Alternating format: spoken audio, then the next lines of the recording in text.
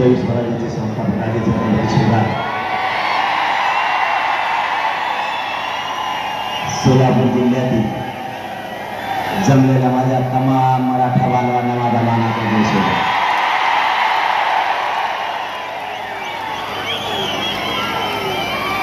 या सोलापूर जिल्ह्यातला मराठ्यांनी या राज्याला पुन्हा एकदा दाखवून दिलं आम्ही सुद्धा बोलायला कमी नाही.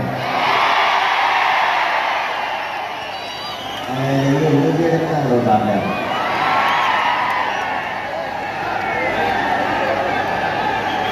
आता कार्यक्रमच झाला असं नाही. सोलापूरची जनता बघितली काय काय जण तर बघत बी नसते ना. त्याच्या डोळ्यात चटणीच गेली असं मी सांगितलं होतं त्यांना फक्त तुम्ही आमच्या मी सगळ्या दिसतो शांत बसा आणि नाही दिसलं तुम्ही दिसलं काय करता मला ऐकून घ्या. लोक सकाळपासून थांबले गेले इतका पाऊस आला तरी सोलापूरचे बाजार हल्ले नाही आणि मी तुमच्या रक्ताचा पोरग आहे मी हलत नाही येऊ दे मुसळ झाडाला. सरकारला वाटतंय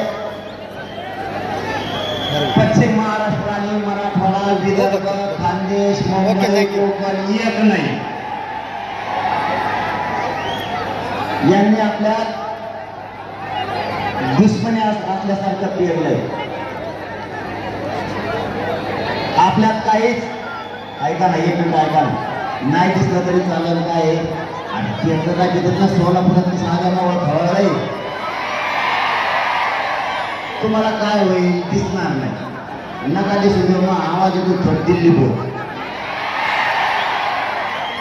पण हे टाकू दे जरा कोणाला उसळलेली लाखानं गर्दी बघायला कोणतरी पाहिजेत ना. बघून त्यांना सोलापूर कशी जिरली सगळ्याची म्हणून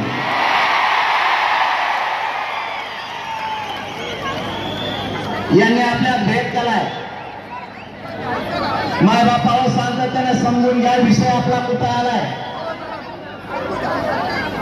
नेमका मराठा कशाच्या आधारावर घ्यायलाय. मराठ्यांनी यांचं नेमकं काय केलं. माझी तुम्हाला सगळ्यांना विनंती फक्त शांत बसा. एक 15 मिनिटात आपल्यावरती काय संकट उभा केलं तुम्ही सांगणार. तुम्हाला नाही दिसलं तरी चालेल नका दिसून आपल्या अस्तित्व हात घालायचं काम या लोकांनी आता केलंय. ज्यावेळेस समाजावरती जातीवरती आणि आपल्या लेकरावरती संकट उभा राहतं हे तुम्हाला उभा राहायचं जरा चला हवा बाहेर वचवत करू नका. राहू दे बाबा तुला काही ताण आहे का तुला दिसतंय ना उगाच आरडाओरडा एवढ्या कोपऱ्यात इतके लाखांना नको डिस्टर्ब करायला लागला. त्यांना बसायचं नाही उभा राहायचं काम नाही तुमचं. त्यांना पहिल्यापासून उभा राहायची सवय आहे कारण ते राजकारणातले हे कवाच खाली टेकणार नाही कारण यांना मुळे आता झालेली. या राजकारणाच्या मुळे उठीलंय बी जिरीलंय बी मराठ्यांनीच.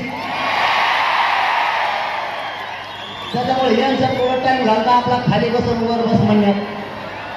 आता पुढं बसायचं मराठ्यांनी ठरवायचं.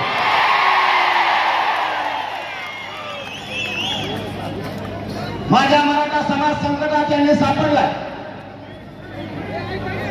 माझ्या समाजाचा आणि माझा काय दोष नाही.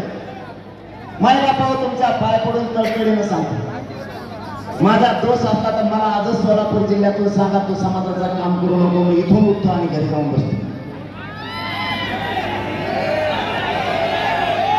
मी इमानदारीनं माझ्या समाजाची लढाई लढतो. माझा समाज संकटात सापडला. ज्या राजकारणी लोकांना आपण मोठं केलं त्यांनीच आपला समाज अडचणीत आणायचं ठरवलं.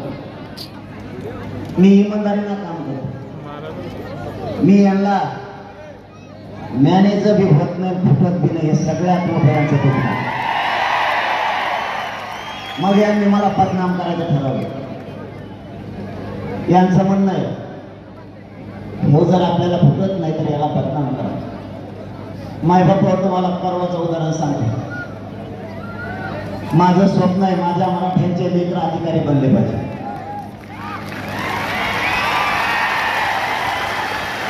माझं स्वप्न आहे माझ्या समाजाची शक्ती वाढली पाहिजे.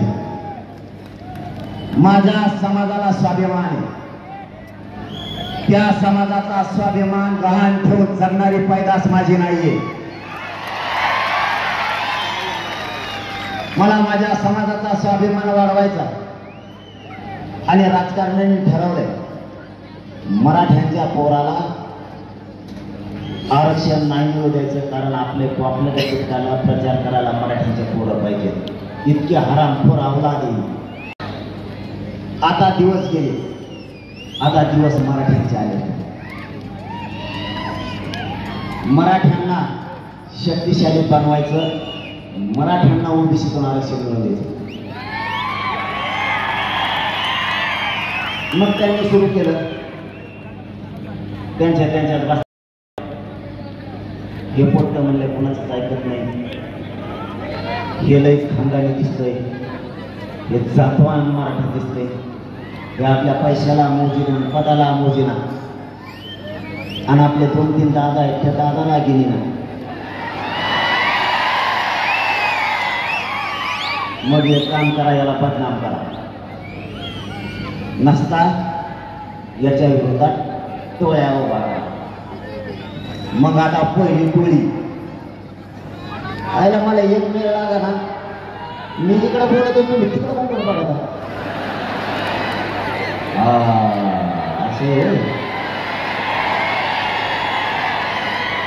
म्हणजे मराठ्याचा समजा चारी बाजून लक्ष असतं बा. कोण कोण येतो भोगाच तिकडे टीव्ही लावली. मला मिळत लागला ते तिकडे कोण भेताळाकडे बघत होतो. कारण कोकणातला एक जण सध्या भेताळाकडेच बघत आहे.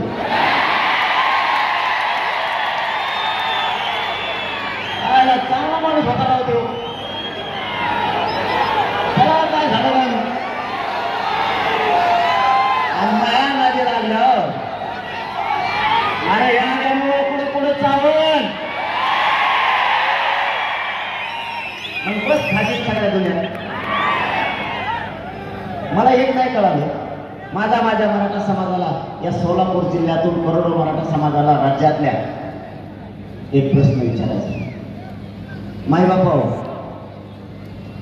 मी कधीच बोललो नाही की तुम्ही मराठवाड्यात येऊ. मी कधीच बोललो नाही मराठवाड्यात आल्यावर तुम्हाला बघून येईल. का बरं मग जर माझ्या मराठ्यांनी किंवा त्या तुम्हाला पायच लावला नाही तुम्ही जाऊन बुजून का बाटल्या खेळता आमच्याशी.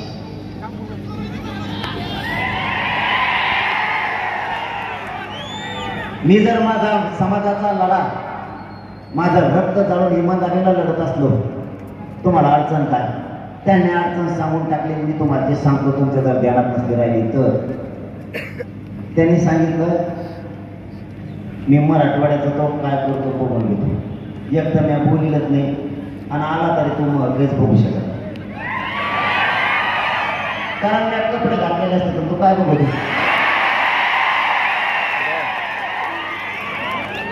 त्यामुळे मी विकायला शहरात आली मित्राने तू काय मायना दिला बोलू बाबा तुम्हाला इतक्या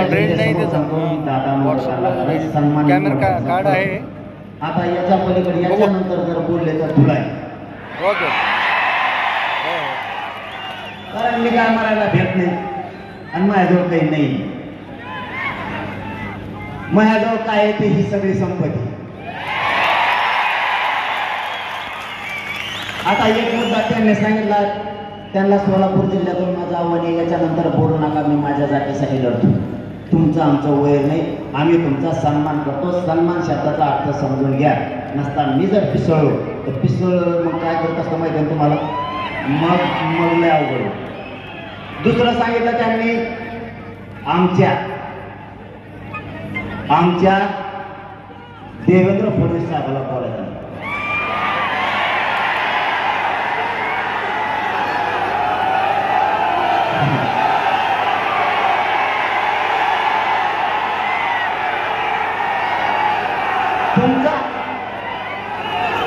तुमचं कसं काय? तुम्ही सगळे बी नाही दोघं.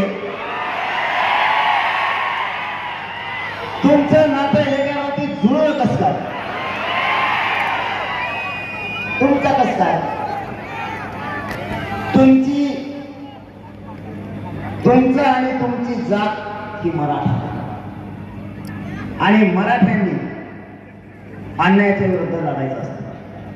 तुमचा नेता आणि पक्ष नाही, तुमचा बाप जनता ही समाज, तुमचा बाप ही जात अगोदर बाप असते. जात हीच बाप, नेता बाप नाही, पक्षीय बाप नाही. याला म्हणते क्षत्रिय 96 कोळी मराठा. आता 96 कोळीची आमची अडाण्यांची, मी अडाणी बघा, मला काही कळत नाही. बरेच जण म्हणतात की चौथी नापाशी पण कसं का मुटकार पाहिजे भागीला तुम्हाला दिलं की नाही? मराठ्याला आरक्षण रोज शिकावं ना बाबा, दिलं का नाही? राजाला बी कुठं झटक्यात देणारच, आणि त्याने नाही दिलं त्यांचे पायडेच म्हणून समजायचे सगळे. एकदा मोकळ्या मला सांग बरं, पाडायचे का रे सगळे?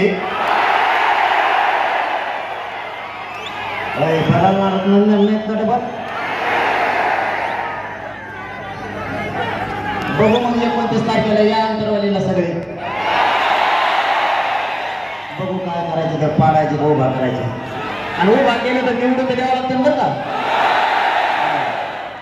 त्याला आपल्याच गरीबाची 50-50 100. अरे आपला हक्काचा कोणी नाही रे तिथं मांडायला. तिथं छगन भुजबळ आहे, ते 15 दिवस झालं पुढे गेलं करू.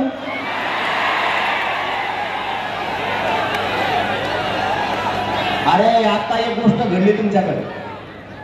इथं सोलापूर जिल्ह्यात एक कार्यक्रम झाला, त्याला देवेंद्र फडणवीस साहेब आले होते. कोणत्या मतदारसंघात आले काय त्याला घेऊन?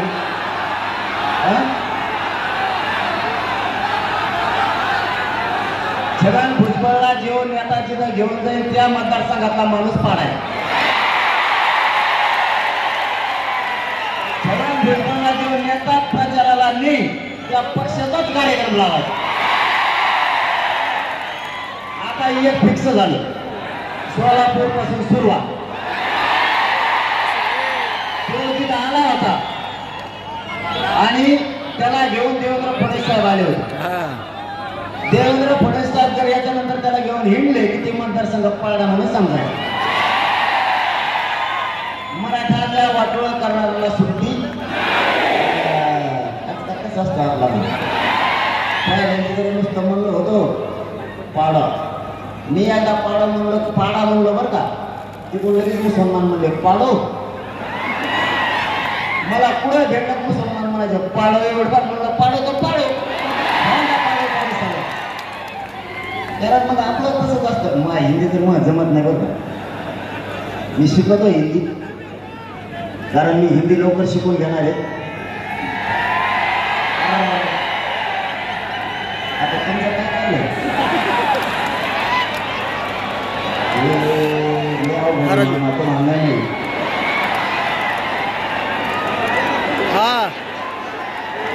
काय करायचं आता, काय करतो? पाडा म्हणलो, पण आता नावच कार्यक्रम लावायचं. बघू कोणाची शक्ती किती आता ह्या वारीने.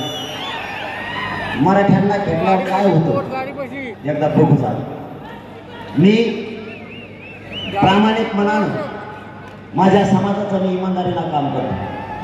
मी कोणाचं काही घेत नाही, मी ना कोणाचे पैसे घेत नाही, ना कोणाचे फळे घेत नाही. माझ्या समाजाची चटणी भाकरी खाऊन उपाशी तापाशी राहून आमचं रक्त जाळून माझ्या समाजासाठी आम्ही लढतो. तुम्हाला अडचण काय? तुम्हाला आम्ही कधी काय मागितलं नाही. आम्ही तुमच्या दारात आलो आहे. आमच्या लेकराच्या हक्कासाठी माझा समाज खेळतो करतोय.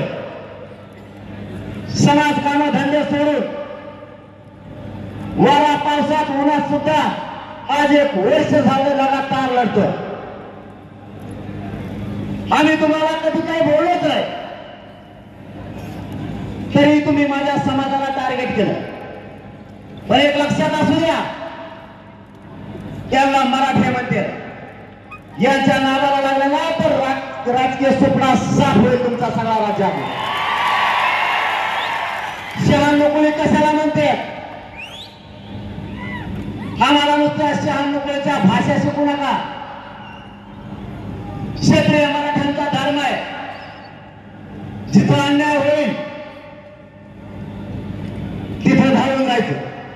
याला क्षत्रिय मराठे शहाण्णव म्हणलं जातं. राजे महाराजे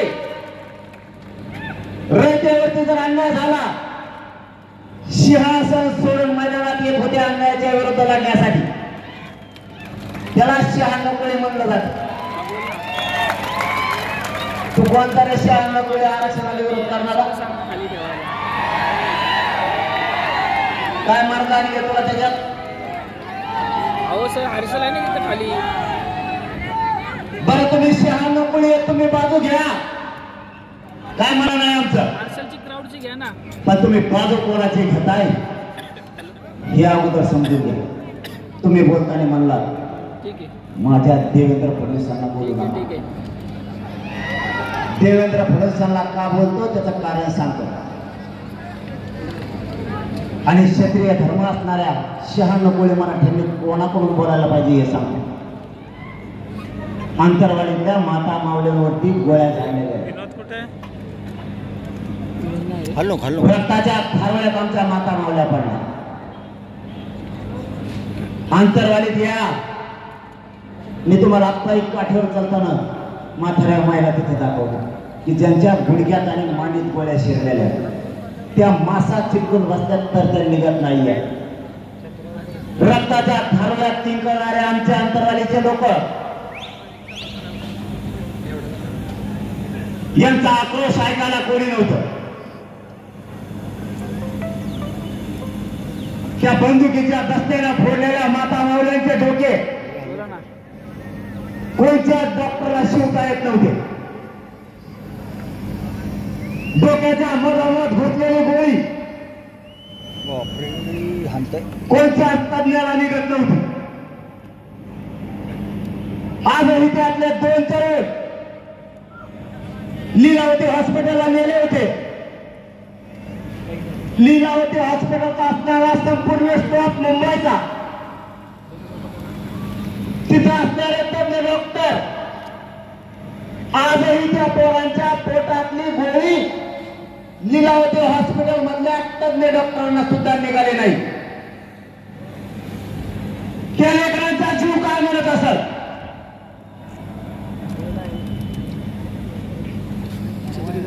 ज्या वेळेस तिथं अन्याय घडला गेला, प्राणघातक हल्ला झाला, त्या हल्ल्याच्या बाजूने न बोलता तुमचा देवेंद्र फडणवीस पोलिसांच्या बाजूने यापुढे स्वतःच्या लेकराच्या जातीच्या बाजूने राहील, पक्षाच्या बाजूने नेत्याच्या बाजूने जातवा नावलात राहू शकत नाही. यापुढे जातवान मराठा घरात नाही बसू शकत. खानदानी मराठ्यांची औलाद ही यापुढे आता पक्षाचा प्रचार नाही करू शकत. स्वतःच्या जातीचा आणि स्वतःच्या लेकराच्या बाजूने उभा राहणारा जातवान आणि खानदानी मराठा यापुढे समजा. पक्षाला पण मोठं तुम्ही मानता कशामुळे? ज्या पक्षाला आपण मोठं केलं, 4ही सांगतो आम्ही, तू 4चे 6 झाले वाटतं. संख्या घटत असते पक्षाची, वाढत हो. एकाचे 2, कोण कोणाला कोणी कोणाला राष्ट्रीय अध्यक्ष बनते, कोणाचेच कोणाला नियम नाही. त्यांच्यात त्याचा पचका झालाय. कुठून काय आवाज येतो? मराठीचे कुठे असे, त्यामुळे या मुंबईला जायचंच नको म्हणतो. ते म्हणते मुंबईचा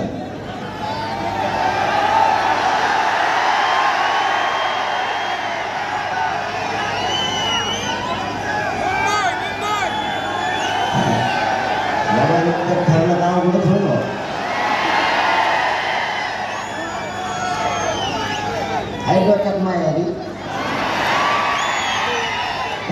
एका धोरणाला बघू. आपलं कसं काम आहे संयमी म्हणून आंदोलन टिकलं आणि मराठ्यांची शान त्यामुळे वाढली कारण मला मराठ्याची शान नाही जाऊ द्यायची. तुमची शान कधीच जाऊ देणार नाही म्हणून संयमाने चाललं आपलं. नाही तर काल तुमच्या सोलापुरात एक जण बोलला होता नुसते बोरडत माणसंच नाही. जर माझ्या मनात असतं मी जर वेगळ्या दिमागाचा असतो तर मी म्हणलं असतं याला धाराशीच्या बाहेर जाऊनच देऊ नका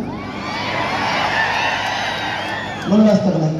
आपण संयमी आपलं कसं आहे आपला दम्माने असताना एकदा मागं लागलं ना मग तुमच्या बारशीच्या आमदारांना माहिती आहे मी काय करीत असतो. आमच्या पाटणापूरच्या पण माहिती आहे मी काय करतो. मागं लागलो अरे मग सुटत नाही आपल्याशी. मग ते कोणाच असो ते राष्ट्रवादी असो शिवसेना असेल किंवा भाजप असेल किंवा काही असो आपला बाप मराठा समाज. हा ते पक्ष किती फायदा किती जाते त्यांच्याकडे त्याला 3 आता तिकीट द्यायचं एकाला द्यावं लागेल ना. पाऊस लागला का अरे काही जण पावसात कशासाठी भिजत येत निवडून यासाठी आपण जातीसाठी भिजू.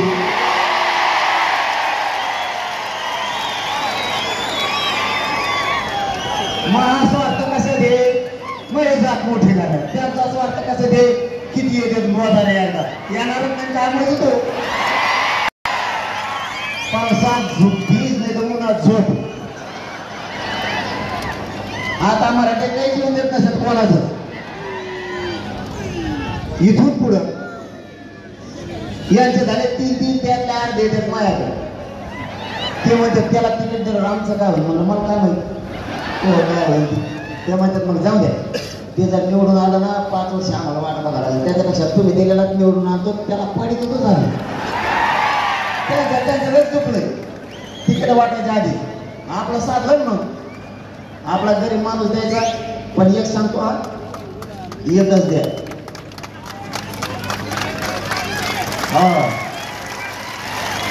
एकच द्या. आपल्या एका गाडीत 8 उमेदवार आहे. एका गाडीत 8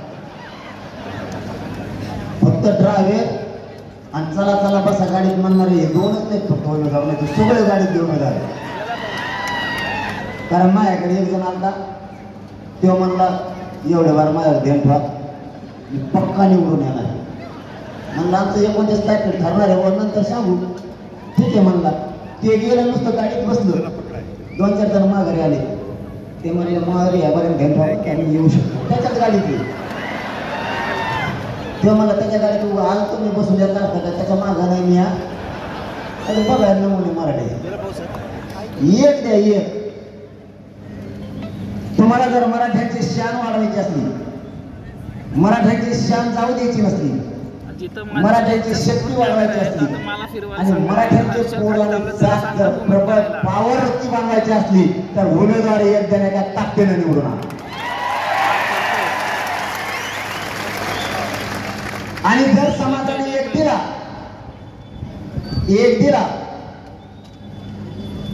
आणि 2, 4, 5, 6 जण जर इच्छुक असली इच्छुक असावं नसावं या मताचा निर्णय.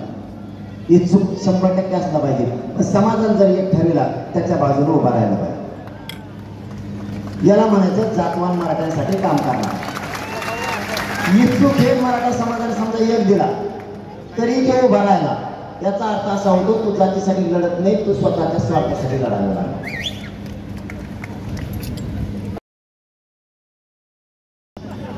उमेदवार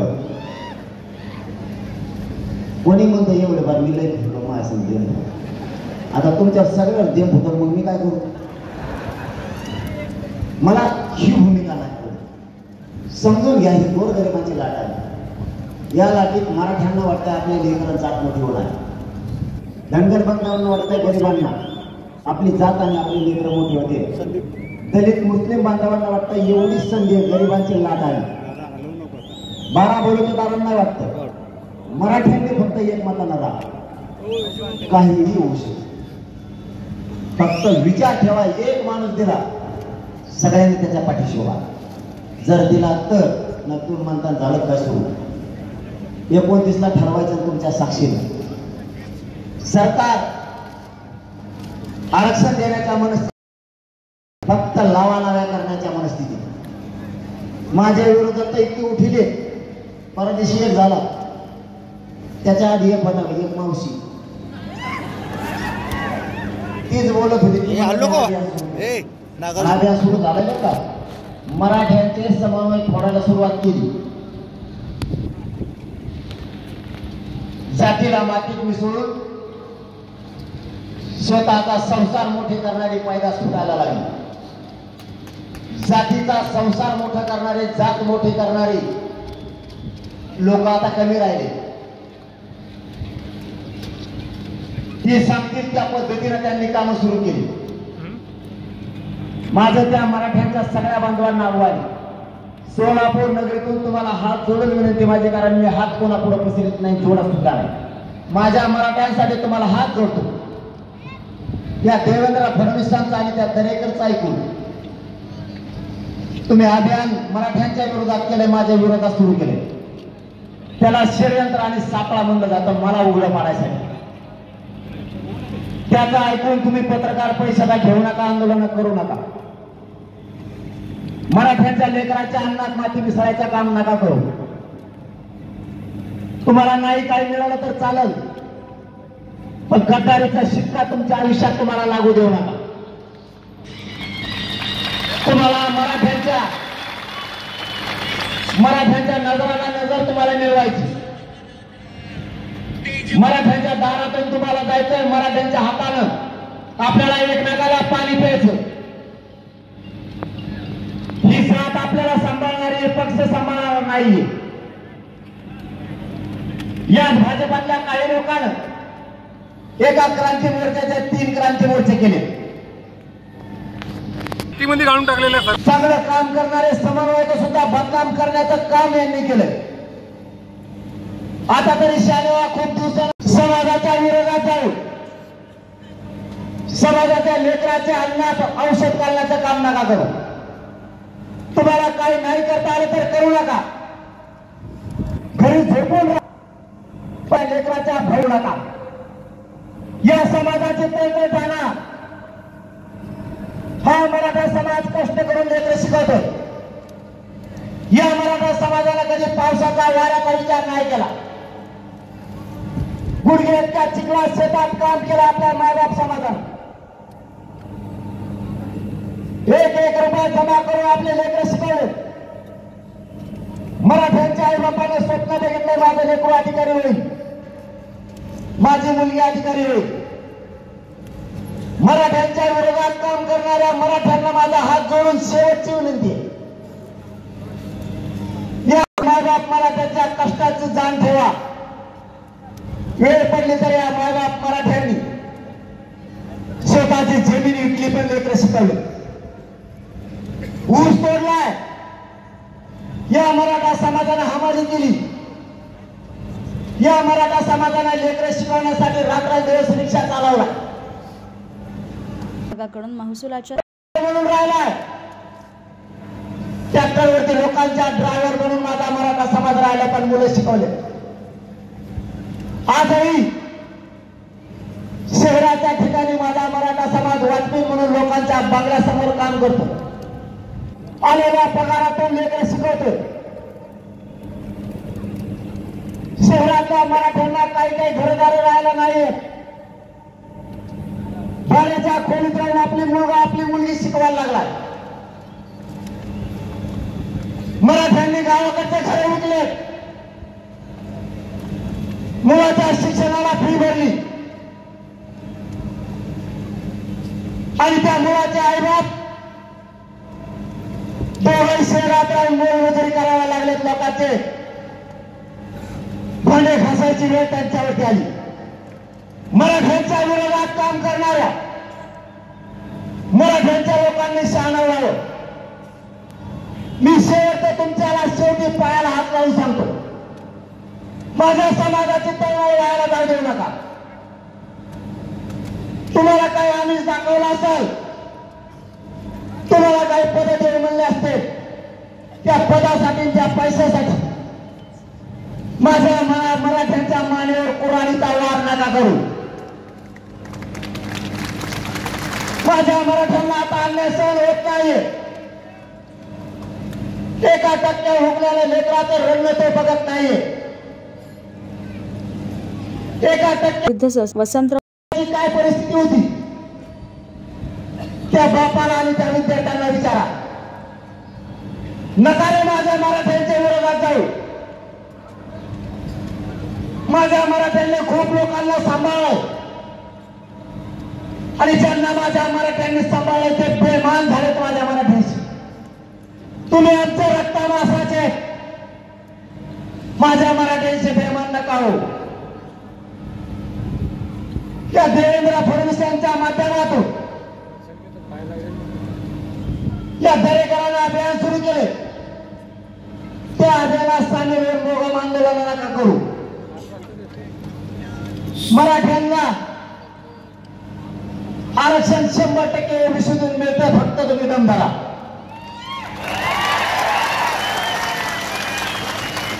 मुंबई जाऊन तुम्हाला जॉब विचारण्याची काही गरज नाही. तुम्हाला यात्रा काढायची सुद्धा काही गरज नाही. मराठ्यात दळणे प्रत्येकाला जाब विचारण्याची. जर मराठ्यांनी ठरवलं यांना जाब विचारायचा तर हा करोडो मराठा समाज मुंबईला जाऊन यांच्या घरात बसून गजुऱ्याला धरून यांना जाब विचारण्याची ताकद मराठा. तुम्ही फक्त बाकीचे दम धरा, बुलबुल करू नका. तुम्ही मराठ्यांचे असल्यामुळे तुम्हाला मराठी बोला ना, बुळबुळ करू नका. आणि तुम्ही जर नाही ऐकलं तर मग नाविलाजाने मराठ्यांना तुम्हाला कचका दाखवावा लागणार. कारण तुम्ही आमचे जरी असाल, तुम्हाला जर विनंती कळत नसली तर मग नाविलाजाने मराठ्यांना तुम्हाला उच्चार तुमच्यावर करावे लागणार आहे. त्याने परत तिसरं अभियान सुरू केलं छगन भुजबळच्या माध्यमात. ते सगळे गेल्या दुनियाचं, सगळ्या दुनियाचं पागल टोकऱ्याचं त्याला समितीचा अध्यक्ष केलंय. माहीत झाला तुम्हाला? अरे त्याला समितीचा अध्यक्ष केलं तुम्हाला माहीत झालं का? नाही. मराठ्यात त्याचं काही माहीत नसतं. मराठ्यात देणं घेणं नाही तिकडे काही होईल. जेवढे घोटाळे बोगस करता येते त्या बोगस समितीचा राष्ट्रीय अध्यक्ष केलेला. घोटाळा कसा करतात हे त्याला माहीत असतात. बोगस समितीचा अध्यक्ष, बोगस आरक्षण खाणारा छगन भुजबळ, 16% वरचं बोगस आरक्षण खाणारा छगन भुजबळ. काल परदिवशी मी काही बोगस जाती आत घातल्या.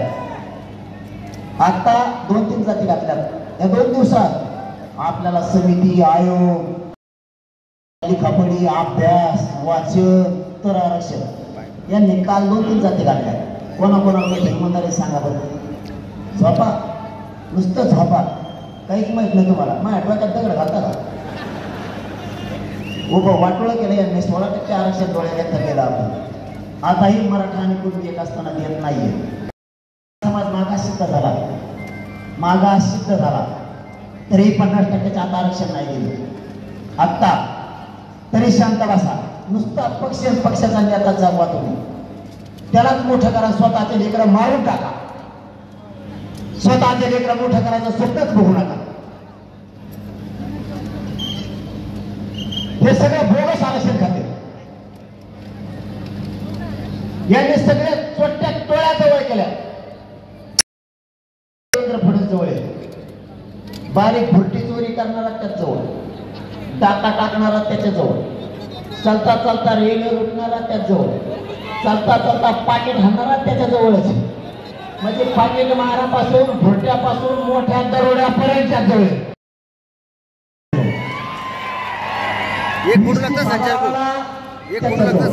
संडास बाथरूमात घोटाळा केलेला त्याच्याजवळ, गटार नालीत घोटाळा केलेला त्याच्याजवळ. म्हणजे हे जेवढे बोगस आरक्षण खाणारे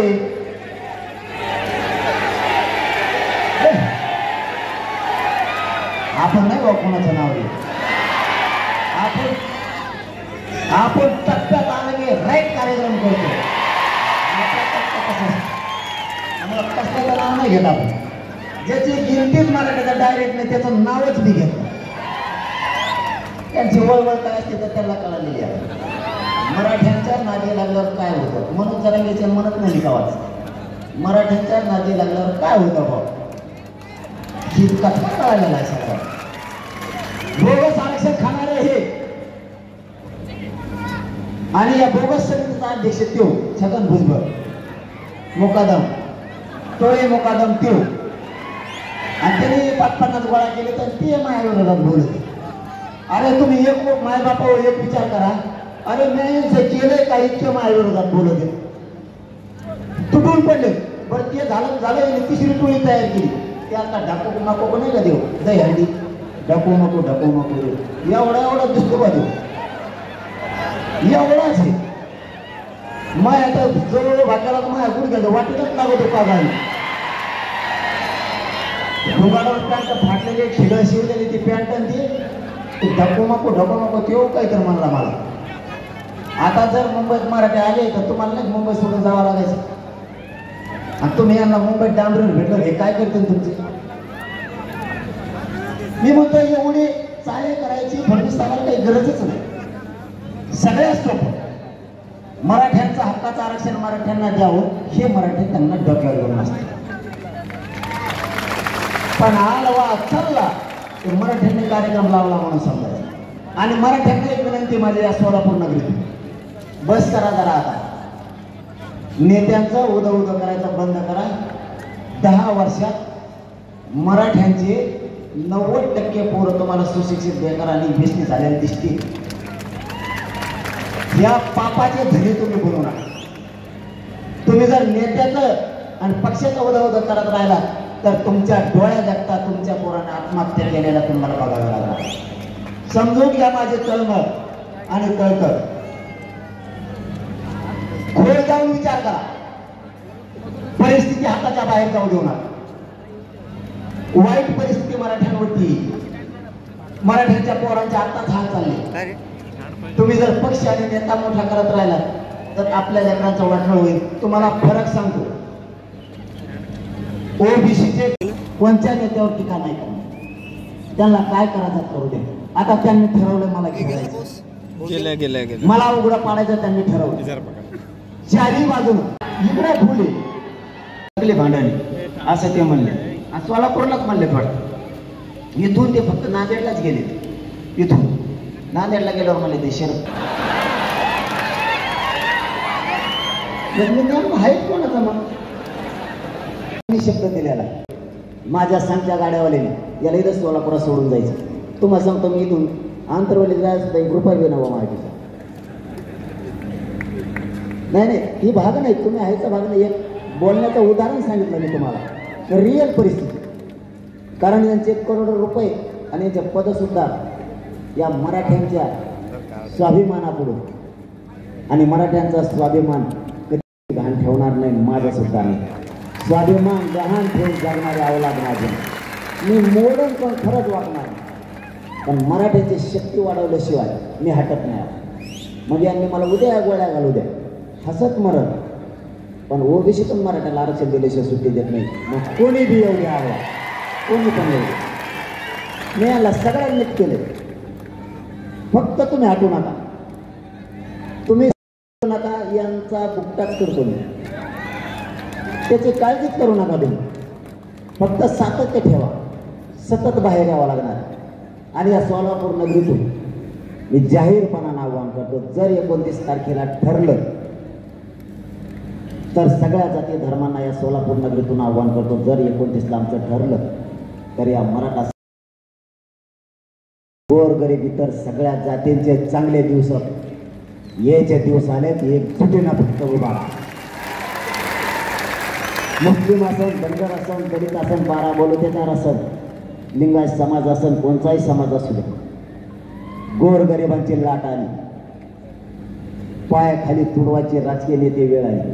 जर 29 तारखेला मराठ्यांचं ठरलं उभा करायचं तर गोरगरीब सगळे एका बाजूने उभा राहा. तुमचे सगळ्यांचे काम आम्ही स्वीकारतो. काळजीच करू नका. आणि मराठ्यांनाही सांगतो या सोलापूर नगरीतूनच सांगतो. काय झालं रे आरक्षण भेटलं काय मागच्या कडीला गप्पा साऊन शिक राहिले. मराठ्यांनाही सांगतो, एक उमेदवार दिला तर डोळे झाकून त्याच्या पाठीशी उभा राहा. त्याचं कारण आजच सांगतो, दिला तर जर आपलं ठरलं उभा करायचं तर डोळे झाकून 100% मतदान करायचं. तुमचं आणि त्याचं जर पटत नसलं त्याच्या तोंडाकडे बघू नका, पण मतदान करा. त्यांनी जर तुमचं काम नाही केलं तुम्ही त्याला बोलायचं माझ्याकडे यायचं. त्याला फक्त मैच भाषा कळतील, मी आहे तुम्हाला, तुम्ही काळजी करू नका. मी कसा कच गोड्याजवळ काम करून घेतो तुमचं, त्याच्याकडून तुम्ही काळजीच करू नका. फक्त एवढ्या वेळेस एकमेकावर पक्का विश्वास ठेवा. एक माणूस दिला की तोच आपला समजायचा. आपलाच असून अपक्ष दुसरे जर फॉर्म भरले तर ते आपल्या जातीसाठी काम नाही करत, ते कोणत्या तरी पक्षासाठी करतात असं समजायचं. त्याच्याकडे ध्यान द्यायचं नाही. दुसरं काम, यावेळेस मराठ्यांनी 100% मतदान करायचं. हे सोलापूर नगरीतूनच सांगायलो मी. जर 29ला ठरलं तर, नाही ठरलं तर पाडायचं. दोन्ही सोपच आहे आपल्यासाठी, काय अडचण नाही.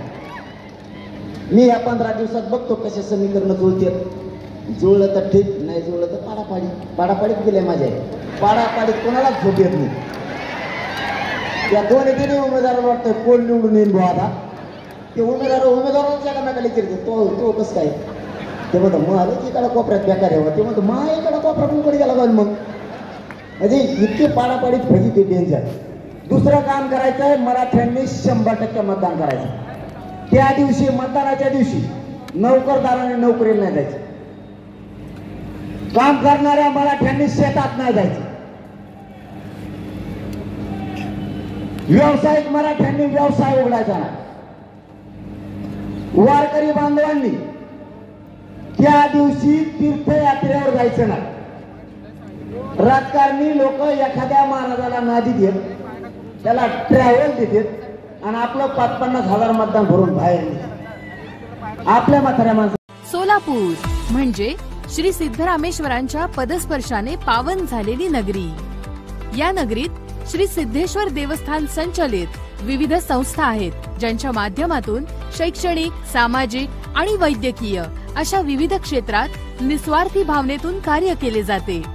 यापैकी एक म्हणजेच Shri Siddheshwar women's college of engineering Solapur.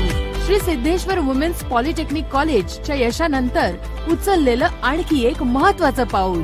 फक्त मुलींसाठी इंजिनिअरिंग डिग्रीचे शिक्षण देणारे हे सोलापूर जिल्ह्यातील पहिले, पुणे विभागात दुसरे तर महाराष्ट्रातील 5वे महाविद्यालय आहे. हे महाविद्यालय राज्य शासन स्थापित doctor Babasaheb Ambedkar technological university Lonere Raigad यांच्याशी संलग्नित आहे. आजकालच्या स्पर्धात्मक जीवनात आपल्याही मुलींनी उच्च शिक्षित व्हावं आणि शिक्षणासाठी सुरक्षित असं वातावरण असलेलं हे महाविद्यालय अशी याची ओळख असेल.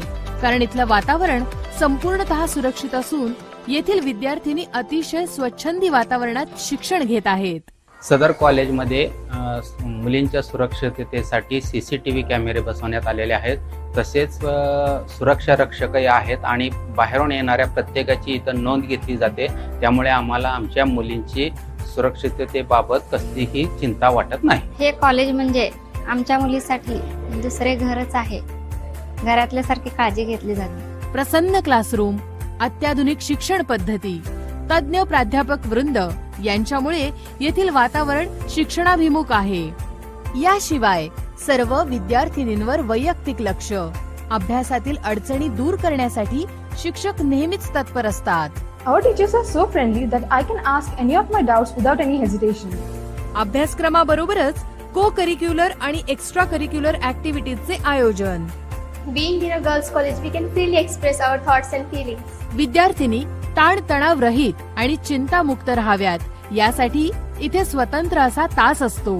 यामध्ये आरोग्य विषयक चांगल्या सवयी आणि तणावमुक्त जीवन जगण्यासाठी मार्गदर्शन केले जाते. कॉलेजमधील स्टुडंट्सचे मानसिक आणि भावनिक स्थैर्य निर्माण होण्यासाठी आणि ताणतणाव कमी होऊन त्यांचे अभ्यासामध्ये प्रगती होण्यासाठी प्रत्येकाचे सायकोलॉजिकल काउन्सिलिंग येथे केले जाते. After psychological counseling by Gandhi ma'am, we feel very relaxed and mentally strong. येथे विकसित केलेल्या ETLP म्हणजेच इंजिनिअरिंग टीचिंग लर्निंग पेडागॉगी या प्रणालीमध्ये विद्यार्थ्यांच्या लर्निंगवर भर देण्यात आला आहे. Our teachers use various techniques to confirm our learning. महाविद्यालयाच्या पहिल्याच वर्षापासून प्लेसमेंटसाठी लागणारे सेमिस्टर वाईज मॉड्यूल्स तयार केलेले आहेत. त्यामुळे विद्यार्थी प्लेसमेंटसाठी पूर्ण तयार होतील. Our main focus is to bridge the gap between student skill set and company's requirement and to develop our student as industry ready engineers. Sports आर मुळे मुलींचा उत्साह आणि कार्यशीलता वाढते. याशिवाय इथे मुलींना सर्व सुविधांनी युक्त अशा हॉस्टेलची सुविधाही देण्यात येते. तेव्हा अशा सर्व सुविधांनी युक्त Shri Siddheshwar women's college of engineering Solapur या महाविद्यालयाला प्रत्यक्षात भेट देऊन पहा आणि मगच आपला प्रवेश निश्चित करा. Shri Siddheshwar women's college of engineering, Rupa Bhavani road,